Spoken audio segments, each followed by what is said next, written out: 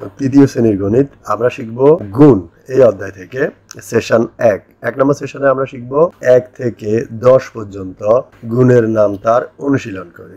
এই সেশনটা হলো তোমাদের পাঠ্য বইয়ের 39 পৃষ্ঠা থেকে না। ওকে, তার মানে জিনিসটা কি দেখো, 10 ঘর পর্যন্ত গুণের নামটা মনে করি এবং খালি ঘরে উত্তর বসাই।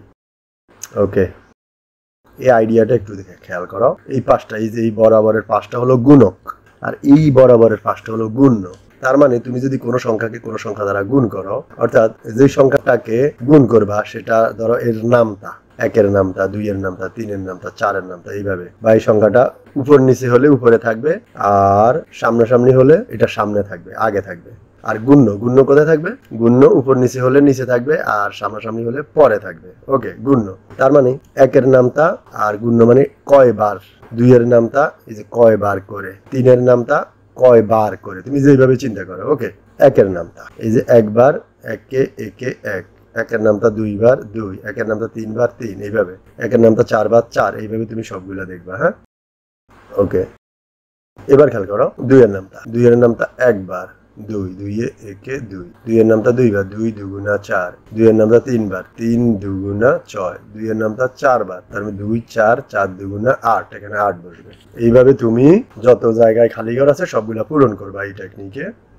ওকে ওকে, গুণের ক্ষেত্রে প্রথম সংখ্যাটি হলো গুণ্য এবং দ্বিতীয় সংখ্যাটি হলো গুণক, যেটা একটু আগে আমরা বললাম। আমি প্রথম খালি ঘরে 3 আর 7 গুণ করে কত পেয়েছি? 21 পেয়েছি। তার মানে এখানে 3 হলো গুণ্য আর 7 হলো গুণক। তার মানে এই আইডিয়াটা একটু আগে আমরা তোমাদেরকে দিলাম। আর এই শখটা কিভাবে পূরণ করবা, কোন ঘরে কি হবে তোমরা নিজেরা ট্রাই করবা। যদি না পারো তারপর আমরা এই উত্তরটা দেখাচ্ছি, দেখো। ওকে, উত্তরটা কেমন হবে দেখো। এই যে আসো 21, এই যে এখানে খালি ঘর হলে কি হবে, এই যে 3-এর নামটা কয়বার পড়বা, এই যে এই বরাবর, এই 3-এর নামটা এই বরাবর আর এই বরাবর কি আছে 7 বার, 3 7 21, এইভাবে চিন্তা করবা। 5-এর নামটা কোন বরাবর, এই বরাবর, এই খালি ঘরে কি বসবে, এই বরাবর আসো। 5-এর নামটা 6 বার, 5 6 30। 6-এর নামটা এই বরাবর আসো, এই বরাবর 6-এর নামটা 5 বার, 5 6 30। এইভাবে তুমি প্রত্যেকটা ম্যানেজ করে নিবা। খালি ঘরগুলো তুমি এইভাবে পূরণ করবা। এবার আসো আরো একটা টেকনিক দেখি। গুণের নামটা থেকে খালি ঘরে উত্তর বসাই। দেখো এটা কেমন, 9 6, একটু আগের মতোই। এইদিকে আমরা ধরে নিব এদের নামটা কয়বার, এই যে কয়বার করে, এইদিকে কয়বার সেটা যাদের নামটা সেটা হলো গুণক আর কয়বার করে সেটা হলো গুণ্য। ওকে, তার মানে 9-এর নামটা কয়বার? 4 বার, 4 9 36, এখানে 36 বসবে।